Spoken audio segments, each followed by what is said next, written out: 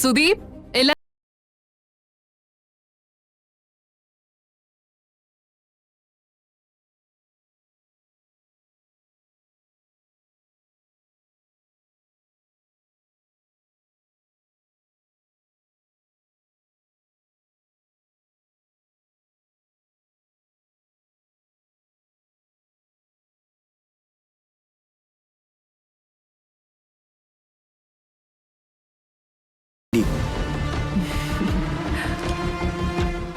അവൻ അതിന് ആദ്യമായിട്ടൊന്നുമല്ലല്ലോ അവളെ കാണുന്നേ. അതിരിക്കട്ടെ, സഞ്ജന മോൾ എവിടെ?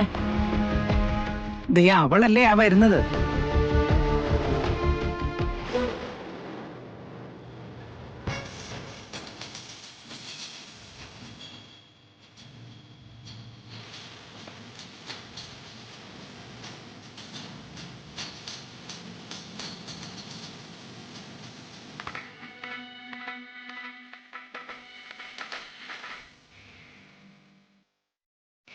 രാജേശ്വരി, നീയും പ്രിയമതയും തമ്മിൽ ഒത്തിരി നാളായിട്ടുള്ള കൂട്ടാ. ഇനി എന്തായാലും നമുക്കത് കുടുംബങ്ങൾ തമ്മിലുള്ള ബന്ധമാക്കി മാറ്റിയേക്കാം. എനിക്കതിൽ ഒത്തിരി സന്തോഷമുണ്ട്. അതിരിക്കട്ടെ, എപ്പോഴത്തേക്കായിരുന്നു നിങ്ങൾ കല്യാണം പ്ലാൻ ചെയ്യുന്നത്? അതിനെക്കുറിച്ച് സംസാരിക്കാനും കൂടിയാ ഞങ്ങൾ വന്നേ. ഏറ്റവും അടുത്തുള്ള ഒരു തീയതി കണ്ടെത്തി ആദ്യം നിശ്ചയവും പിന്നെ കല്യാണവും നടത്താം. രണ്ടും ഒരേ ദിവസം ആയാലും മതി. നിങ്ങൾ എന്ത് പറയുന്നു? ഞങ്ങളെന്ത് അഭിപ്രായം പറയാനാ? കല്യാണ യോഗം ഉണ്ടായാൽ അത് അതിന്റെ പാട്ടിന് നടക്കും. ഇവർക്ക് അതിനുള്ള സമയം എന്നാ തോന്നുന്നത്. ഇനി നമ്മളായിട്ട് പിടിച്ചു നിർത്തിയാലും നിൽക്കില്ല.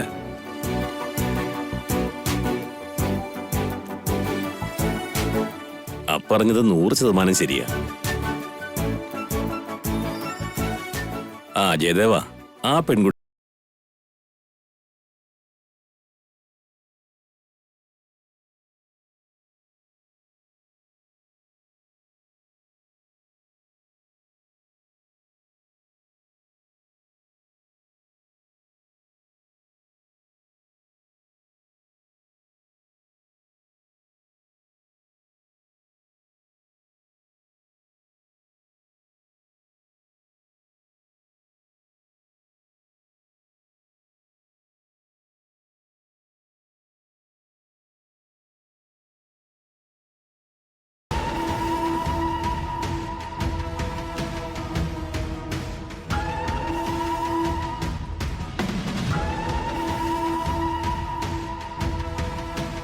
എന്താ മോളെ ഇത്? ഇവിടെ നിന്റെ നാത്തുവിന്റെ കല്യാണക്കാരൻ സംസാരിക്കുമ്പോ ഏട്ടത്തി അമ്മയായി മുമ്പിൽ നിന്ന് എല്ലാം നോക്കാണ്ട് ഇങ്ങനെ മാറി നിന്ന എങ്ങനെയാ?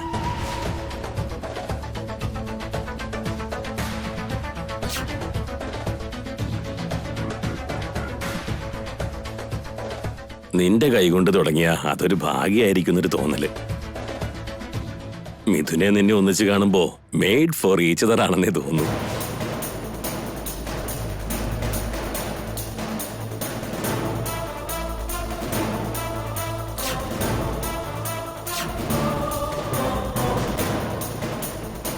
നിന്റെ മനസ്സിലെ നന്മ മുഖത്ത് തെളിഞ്ഞു കാണുന്നുണ്ട്.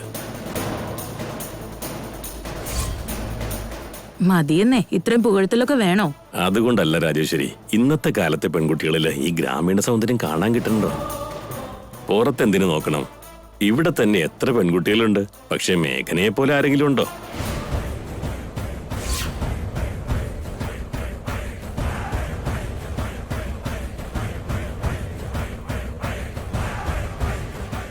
അയ്യോ, അങ്ങനെയൊന്നും ഇല്ല അങ്കിളെ.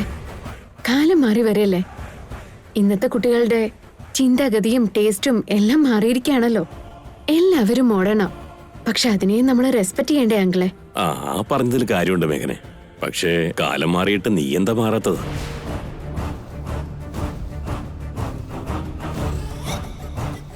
കാരണം നീ ഇപ്പോഴും നമ്മുടെ സംസ്കാരത്തെ മാനിക്കുന്നു എന്നർത്ഥം. അതുകൊണ്ടാ ഇന്നത്തെ കുട്ടികളുടെ മാറ്റം നിന്നെ സ്വാധീനിക്കാത്തത്. അതുകൊണ്ട് തന്നെ ഏതൊരു കുടുംബത്തിലേക്കും നിന്നെപ്പോലൊരു പെൺകുട്ടിയെ മരുമകളായിട്ട് കിട്ടണമെന്ന് എല്ലാവരും ആഗ്രഹിക്കും.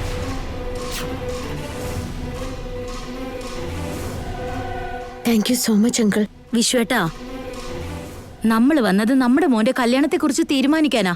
അതെന്താ വിശ്വേട്ടാ നിങ്ങൾ മറന്നുപോയേ? നിങ്ങളൊരു തീരുമാനം എടുക്കും മുമ്പ് ഞാനൊന്ന് സഞ്ജനയോട് പേഴ്സണലായി സംസാരിച്ചോട്ടെ. അയ്യോ, അതെന്താ അങ്ങനെ ചോദിച്ചത്? കല്യാണം കഴിക്കുന്നതിന് മുൻപ് ചെറുക്കനും പെണ്ണും തമ്മിൽ കണ്ട് സംസാരിക്കുകയും അഭിപ്രായ ഭിന്നതകൾ ഇല്ലെന്ന് ഉറപ്പുവരുത്തുകയും ചെയ്യണം. ചെല്ല്, രണ്ടുപേരും ചെന്ന് സംസാരിച്ചിട്ട് വാ. സഞ്ജന, സന്തോഷിനെ വിളിച്ചോണ്ട് പോ. ചെല്ല്.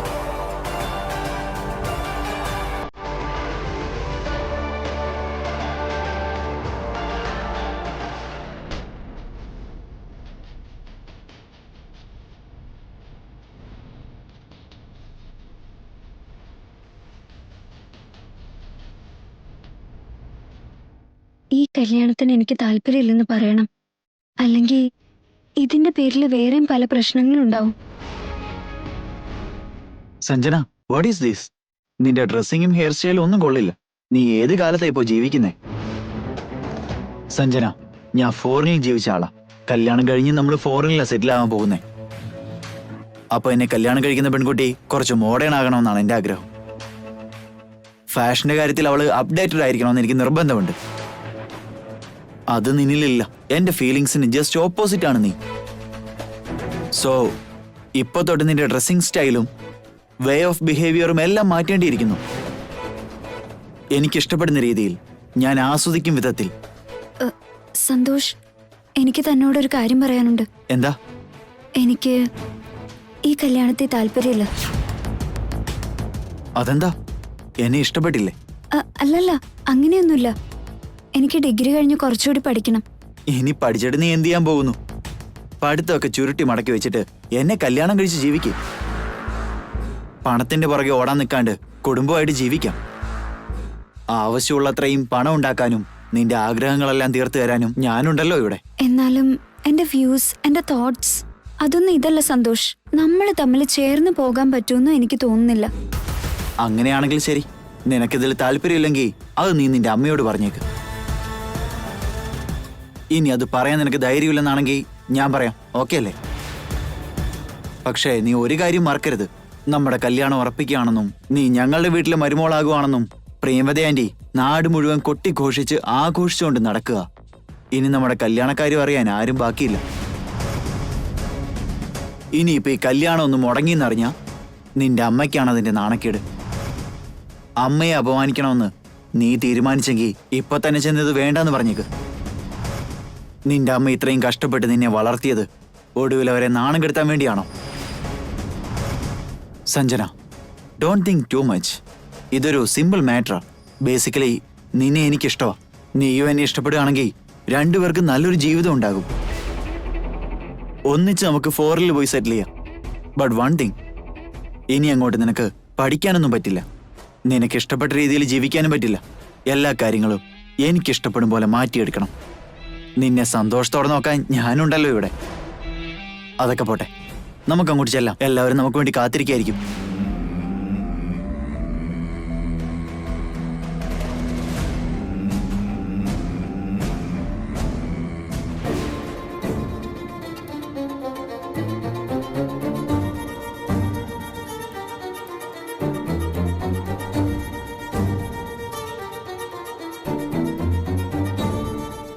സഞ്ജന, എന്തു പറ്റി? എന്താ മുഖം പാടിയിരിക്കുന്നേ? ഒന്നുമില്ല മേഘനടുത്തി. കള്ളം പറയല്ലേ. നിന്റെ മുഖം കണ്ടാൽ അറിയാവല്ലോ നീ സത്യം ഒളിപ്പിക്കാൻ ശ്രമിക്കുകയാണെന്ന്. നിന്റെ ഏട്ടത്തിയമ്മയല്ലേ ചോദിക്കുന്നേ? മനസ്സിലുള്ളത് എന്താണെന്ന് എന്നോട് നീ തുറന്നു പറയേ. പ്രശ്നമുണ്ടെങ്കിൽ എന്നോട് പറഞ്ഞോ, നമുക്കത് പരിഹരിക്കാം. ഒന്നുമില്ല മേഘനടുത്തി, ഞാൻ ഹാപ്പി തന്നെയാ.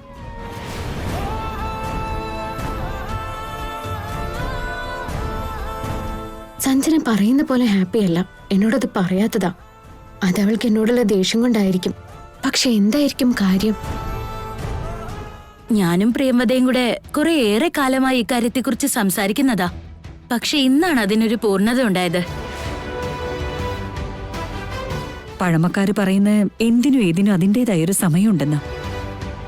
ഇപ്പൊ അങ്ങനൊരു സന്ദർഭം ഒത്തു വന്നിരിക്കുക. അതുകൊണ്ടാ സന്തോഷിനെയും സഞ്ജനയുടെയും കല്യാണം ഇത്ര പെട്ടെന്ന് ഇവിടം വരെ എത്തിയത്. നീ എന്താ ഇതിനൊരു അഭിപ്രായം പറയാതെ? ഞാൻ എന്താ അഭിപ്രായം പറയാനാ? എല്ലാത്തിനേക്കാളും പ്രധാനം സന്തോഷിന്റെ സഞ്ജനയുടെ മനസ്സുകൾ തമ്മിൽ പൊരുത്തപ്പെടണം. അവര് തമ്മിൽ ഇഷ്ടപ്പെട്ടു കഴിഞ്ഞാൽ പിന്നെ ഇതിലൊരു തടസ്സമില്ല. ഞങ്ങളാരും അതിനെതിരുമല്ല. വാ മോനെ. എന്തു പറ്റിയടാ മോനെ? നിന്റെ ഭാര്യയാകാൻ പോകുന്ന കുട്ടിയോട് എല്ലാം സംസാരിച്ചു കഴിഞ്ഞോ? സംസാരിച്ചു കഴിഞ്ഞു ഡാഡി. ഞങ്ങൾക്ക് അങ്ങോട്ടും ഇങ്ങോട്ടും ഇഷ്ടമായി.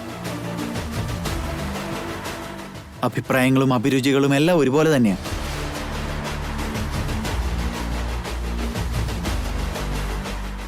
രക്ഷപ്പെട്ടു. മൂത്തവരുടെ തീരുമാനത്തിനൊത്ത് മക്കൾക്കും തമ്മിൽ ഇഷ്ടമായെങ്കിൽ ഇതിൽ കൂടുതൽ എന്താ വേണ്ടത്? എന്നാ നമുക്ക് പണിക്കരെ വിളിപ്പിക്കാം. ഏറ്റവും അടുത്തൊരു മുഹൂർത്തം തന്നെ നമുക്ക് കുറിപ്പിക്കുകയും ചെയ്യാം. എന്തു പറയുന്നു? ജയദേവേട്ടൻ പറയുന്ന പോലെ തന്നെ ചെയ്യാം. രാജേശ്വരി, നിങ്ങളുടെ കുടുംബമായിട്ടുള്ള ബന്ധം പ്രിയംവതി ഇന്നു മുതലേ സ്വപ്നം കാണുന്നതാണെന്നറിയോ? ഒടുവിൽ അതിപ്പോ ഇന്ന് നിറവേറിയത്. അതുകൊണ്ട് തന്നെ പ്രിയംവതയുടെ ഇഷ്ടപ്രകാരം എല്ലാ കാര്യങ്ങളും അവള് തന്നെ മുൻപന്തി നിന്ന് നടത്തിക്കോട്ടെ.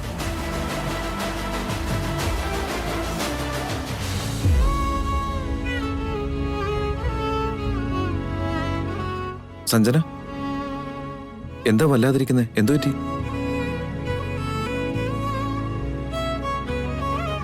നീ ചോദിച്ചത് കേട്ടില്ലേ? സ്വന്തം കല്യാണാലോചന നടക്കുമ്പോൾ സന്തോഷിക്കേണ്ടതിന് പകരം വല്ലാതെ ടെൻഷൻ അടിച്ചിരിക്കുന്നത് പോലെയാ നിന്റെ മുഖം ഇരിക്കുന്നേ. എന്തു പറ്റി? സഞ്ജന എന്താ ഒന്നും പറയാത്തത്? അവളങ്ങാൻ ഈ കല്യാണം വേണ്ടാന്ന് പറയൂ? എന്തു പറ്റി സഞ്ജന? നീ എന്താ ഇങ്ങനെ മിണ്ടാതിരിക്കുന്നേ? ചേട്ടൻ ചോദിക്കുന്ന കേട്ടില്ലേ? എന്താ മനസ്സിലെന്ന് പറ.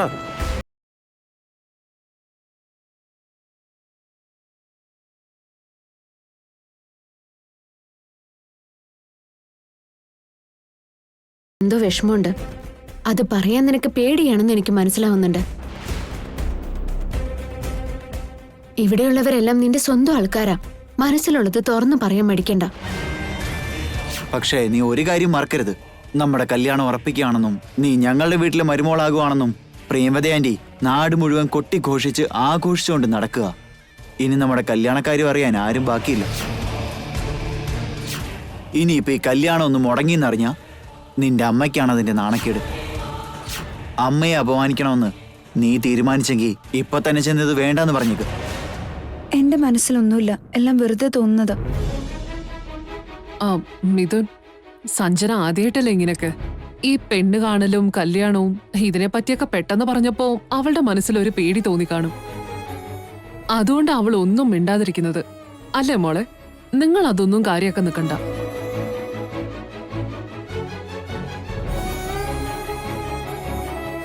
ഇതാ ഇപ്പൊ നന്നായേ. നിന്നെ അടിമുടിയൊന്നും മാറ്റിയെടുക്കണമെന്ന് തോന്നുന്നല്ലോ. അരുണിമേ, ജയദേവ, ചെറുക്കനും പെണ്ണിനും പരസ്പരം ഇഷ്ടമായ സ്ഥിതിക്ക് ബാക്കിയുള്ള കാര്യങ്ങളിൽ കൂടി ഇപ്പൊ തന്നെ തീരുമാനം എടുക്കുന്നതല്ലേ നല്ലത്. രാജേശ്വരി, ഞങ്ങളുടെ കുട്ടി നിങ്ങളുടെ വീട്ടിലേക്ക് വരുന്നുണ്ട്. നന്ദൻ ഫാമിലിയുടെ വകയായി എന്താ വേണ്ടതെന്ന് പറഞ്ഞോളൂ. നിങ്ങൾ എന്ത് ചോദിച്ചാലും ഞങ്ങൾ തയ്യാറാ. നീ എന്ത് വർത്തമാനമായി പറയുന്നേ? ഞങ്ങള് നിങ്ങളുടെ സ്വത്തും സമ്പത്തും ഒക്കെ കണ്ട് മോഹിച്ചാണ് ഇങ്ങനൊരു കല്യാണത്തിന് ഇറങ്ങി തിരിച്ചാന്നാണോ കരുതിയേ? അവൾ അങ്ങനെയല്ല ഉദ്ദേശിച്ചത്. പെൺകുട്ടിയുടെ വീട്ടുകാർക്ക് അവരുടേതായ ഉത്തരവാദിത്വം ഉണ്ടല്ലോ. ചെക്കന്റെ വീട്ടുകാരുടെ അവകാശങ്ങൾ നിങ്ങൾക്കുണ്ട്. അതിനെക്കുറിച്ച് അവളൊന്ന് സൂചിപ്പിച്ചു എന്നേ ഉള്ളൂ. ഞങ്ങൾ എന്ത് ചോദിച്ചാലും നിങ്ങൾ തരുമെന്ന് ഞങ്ങൾക്ക് അറിയാം.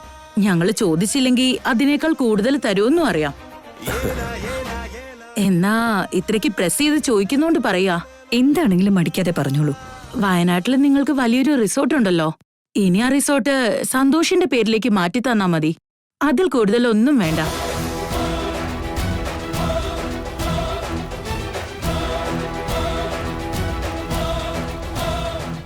ഒരു റിസോർട്ട് വേണമെന്ന് സന്തോഷ് കുറേയേറെ കാലമായിട്ട് പറയുവാ. നിങ്ങൾ എന്തു പറയുന്നു? ആ റിസോർട്ട് ഇപ്പോൾ വളരെ നല്ല രീതിയിൽ പോയിക്കൊണ്ടിരിക്കുക. അവിടെ ഒരു പുതിയ ബ്രാഞ്ച് ഓപ്പൺ ചെയ്യാനും ഞങ്ങൾ ഡിസൈഡ് ചെയ്തിട്ടുണ്ട്.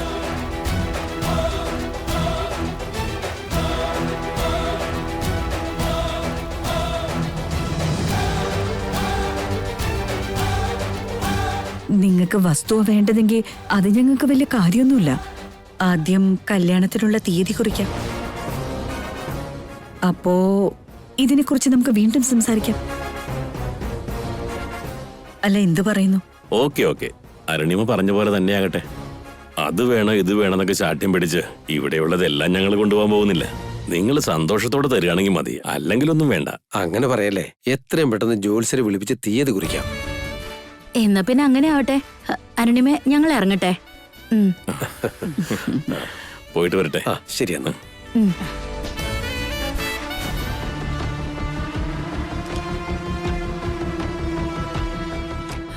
എന്തായാലും അങ്ങനെ സഞ്ജനയുടെ സന്തോഷിന്റെയും ബന്ധം ഉറച്ചു.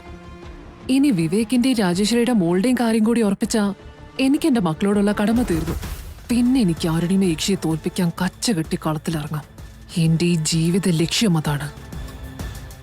ഈ വീട്ടിൽ എന്റെ ആധിപത്യം നിലനിർത്തിയെടുക്കണമെങ്കിൽ മഞ്ജരി മിഥുനെ കല്യാണം കഴിക്കണം. മഞ്ജരി ഇവിടുത്തെ മരുമകളായ പിന്നെ ഈ വീട്ടിലെ മഹാറാണി ഞാനായിരിക്കും. ആന്റി ആ ഇവിടെ എന്ത് ചെയ്യാ? എന്ത് ചെയ്യാനാ മഞ്ജരി, കുട്ടികളുടെ കാര്യത്തെക്കുറിച്ച് ആലോചിക്കായിരുന്നു. കുട്ടികളുടെ കാര്യം എന്ന് പറഞ്ഞാ അവരെ കല്യാണക്കാര്യത്തെ കുറിച്ചാണോ? പിന്നെ അല്ലാണ്ട് എന്താ, മോളുടെയും മോന്റെയും കാര്യത്തിൽ ഒരുവിധം സെറ്റിലായ പോലെയാ. ഇനി എന്റെ വിഷമം മൊത്തം നിന്റെ കാര്യത്തെക്കുറിച്ച് ഓർത്താ. നിന്റെ മിഥുന്റെയും കൂടി കല്യാണം കഴിഞ്ഞാൽ എനിക്ക് വലിയൊരു സമാധാനമാകും. ആന്റിക്കെല്ലാം അറിയാലോ, ഞാനും ആ ഒരു സുദിനത്തിന് വേണ്ടി കാത്തിരിക്കുന്നത്. കോടതി വിധിച്ച അവധി കഴിഞ്ഞാ മേഘനയെ നമ്മൾ ഇവിടെ നാട്ടിപ്പായിക്കും. പിന്നെ നിന്റെയും മിഥുന്റെയും കെങ്കേമ കല്യാണം. അത് നടന്നാലേ എന്റെ കടമ തീർന്നത് പോലെ ആവും. വല്യമ്മേ, വല്യച്ഛാ, വല്യേട്ടാ, മോം.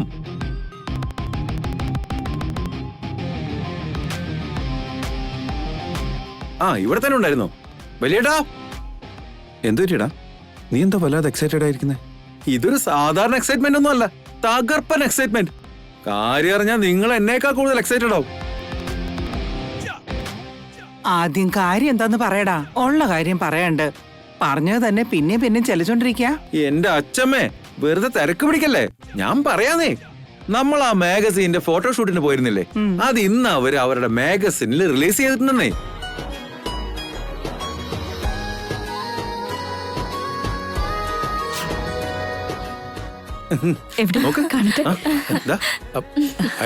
ഞാനും നോക്കട്ടെ. അയ്യോ, ഒന്ന് നിക്കുന്നേ. ഈ ഫോട്ടോ ഒന്ന് വന്ന് കാണാൻ വേണ്ടി എത്ര കാലമായിട്ട് സ്വപ്നം കാണുന്നറിയോ? നല്ല രസമുണ്ടല്ലോ. ഇങ്ങനൊരു അവസ്ഥ ഉണ്ടാവുമെന്ന് എനിക്ക് അറിയാമായിരുന്നു. അതുകൊണ്ടാ ഞാനൊരു 10 കോപ്പി കൂടുതൽ മേടിച്ചേ.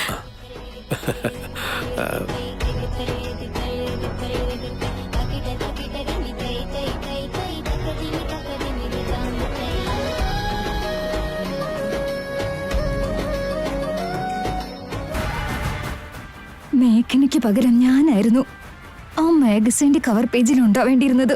എവിടെയോ കിടന്നിരുന്ന് ഒരുത്തി വന്ന് എന്റെ ഭാഗ്യ തട്ടിപ്പറിച്ചോണ്ട് പോയെ. എത്രയോ വർഷങ്ങളായി കണ്ട സ്വപ്നമായിരുന്നു ഇത്.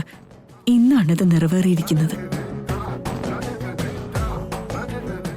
ഈ മാഗസിനിൽ നമ്മളെക്കുറിച്ചുള്ള ആർട്ടിക്കിളും ഇതുപോലെ ഫ്രണ്ട് പേജിൽ തന്നെ ഫോട്ടോ വരണമെന്നും കുഞ്ഞിലെയുള്ള സ്വപ്നമായിരുന്നു.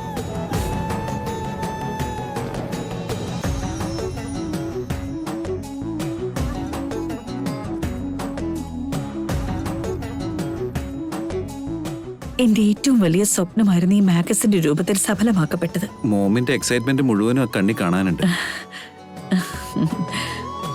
Thank you so much Mithun. ഇതിനെല്ലാം കാരണം നീ മാത്രമാണ്. നമ്മുടെ കമ്പനി ഇന്നത്തെ ഈ നിലയിലേക്ക് എത്തിച്ചത് നീയാണ്. അതുകൊണ്ട് തന്നെയല്ലേ ഈ മാഗസിൻകാരൻ നമ്മളെ തിരഞ്ഞെടുത്തത്. മോമിന്റെ സ്വപ്നം നീ സഫലമാക്കി. Thank you so much. You are welcome mom. വലിയേട്ടാ, മോമി നേട്ടനെ കോംപ്ലിമെന്റ്സ് കൊണ്ട് മൂടുവാണല്ലോ. ഇതിന്റെ ചെലവ് എന്തായാലും വേണോട്ടോ. ആയിക്കോട്ടെ.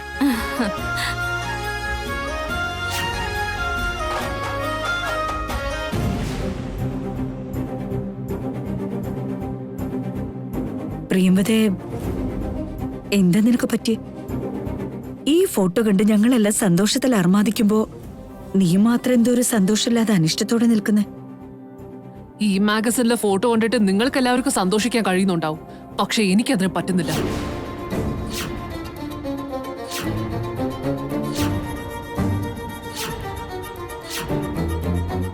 അതെന്തുകൊണ്ടാ പ്രിയമ്പതേ? കാരണം കുറച്ച് മാസങ്ങൾക്ക് ശേഷം മാട്ടി ഓടിക്കേണ്ട വ്യക്തി ഈ ഫോട്ടോയ്ക്ക് കയറി ഞെളിഞ്ഞു നിൽക്കുന്നുണ്ട്. നമുക്ക് താല്പര്യമില്ലാത്ത വ്യക്തികള് ഇത്തരം അത്യപൂർവമായ നിമിഷങ്ങളിലെ ഓർമ്മകളിൽ നോക്കൂത്തിയ പോലെ കയറി നിൽക്കുമ്പോ ഞാൻ എങ്ങനെ സന്തോഷിക്കും?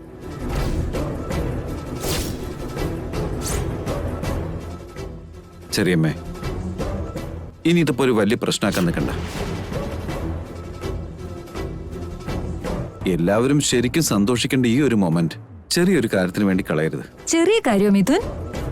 ഇതെങ്ങനെ ഒരു ചെറിയ കാര്യാവോ? അരുണിമാൻറ്റി എത്രയോ കാലങ്ങളായി കണ്ടൊരു സ്വപ്നമായിരുന്നു ഇത്.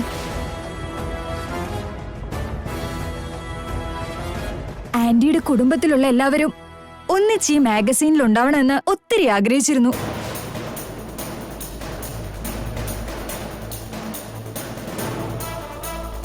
എന്നിട്ടിപ്പ ഇത് കണ്ടില്ലേ? ഇവിടെ നാട്ടി ഓടിക്കണമെന്ന് കരുതിയിരുന്ന മനുഷ്യര് പോലും ഇതിലൊരു ഓർമ്മയായി ബാക്കി നിൽക്കുക. അപ്പൊ പിന്നെ ഈ ഫോട്ടോയ്ക്ക് എന്ത് വിലയുള്ളത്?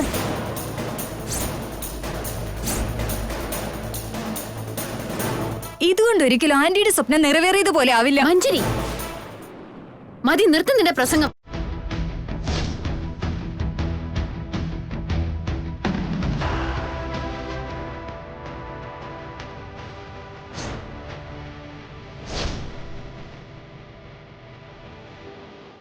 ഈ വീട്ടിലെ സന്തോഷങ്ങളെക്കുറിച്ചോ പ്രശ്നങ്ങളെക്കുറിച്ചോ ഒരു വാക്ക് പോലും അഭിപ്രായം പറയാൻ നിനക്ക് യോഗ്യതയില്ല.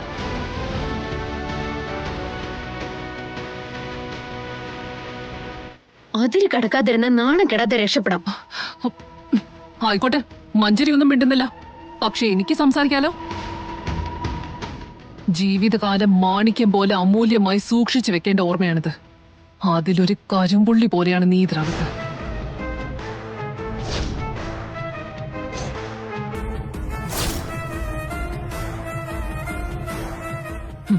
എന്തായാലും ഒരുപാട് കാലത്തേക്ക് നന്ദൻ കുടുംബത്തിലെ മരുമകളുടെ സ്ഥാനത്ത് നീ ഉണ്ടാവാൻ പോകുന്നില്ല.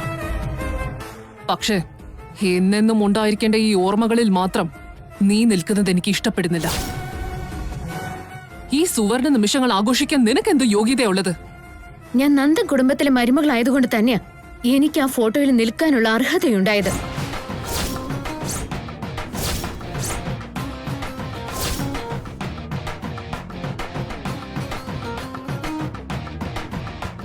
ഒരു കാര്യം പറഞ്ഞേക്കാൻ ചെറിയമ്മേ, ഉള്ള കാര്യങ്ങളെ സത്യസത്യമായി അംഗീകരിക്കാനാണ് ആദ്യം പഠിക്കേണ്ടത്.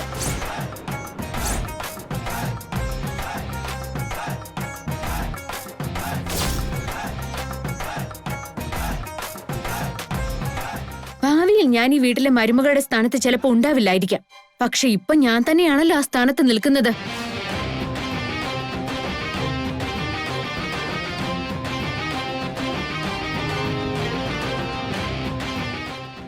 ഇപ്പൊ ഈ വീട്ടിലെ മരുമകളും മിഥുനേട്ടന്റെ ഭാര്യയും ഞാൻ മാത്രമാണ്. ഈ മാഗസിന്റെ ഫ്രണ്ട് പേജിലുള്ള ഫാമിലി ഫോട്ടോയിൽ നിൽക്കാനുള്ള എല്ലാ യോഗ്യതയും എനിക്കുണ്ട്.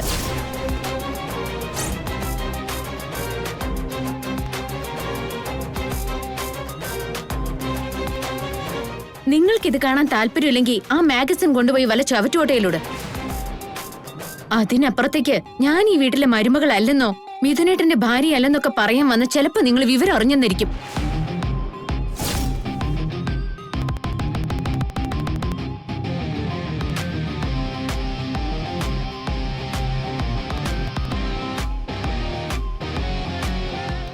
കണ്ടില്ലേ ചേച്ചി ഇവളുടെ അഹങ്കാരവും സംസാരവും? പ്രിയമതേ, മതി, നിർത്ത്.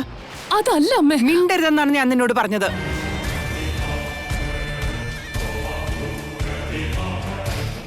ചില കാര്യങ്ങളൊക്കെ കണ്ടില്ലെന്ന് നടിച്ചു പോണം. ഓരോന്നും ചൂഴ്ന്നു നോക്കി അതിലെ പ്രശ്നങ്ങളെ മാത്രം തോണ്ടി പുറത്തിടാൻ നോക്കിയാ ഒരു കുടുംബത്തിന് ഒരിക്കലും സമാധാനം ഉണ്ടാവില്ല.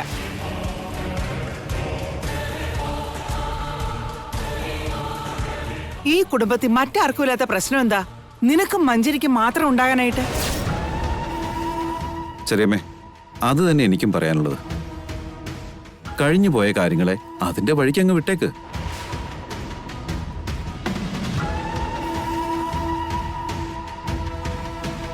ഇതൊരു ഹാപ്പി മൊമെന്റാ.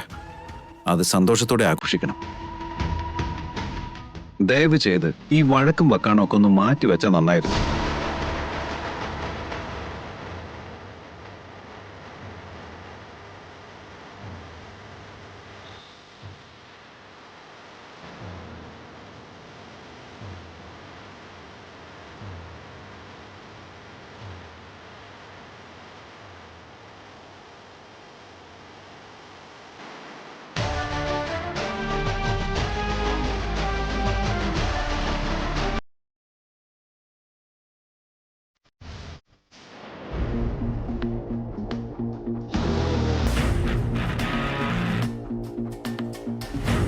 അങ്ങനെ നീ ഒരു കുടുംബനാഥനാവാൻ പോവല്ലേ?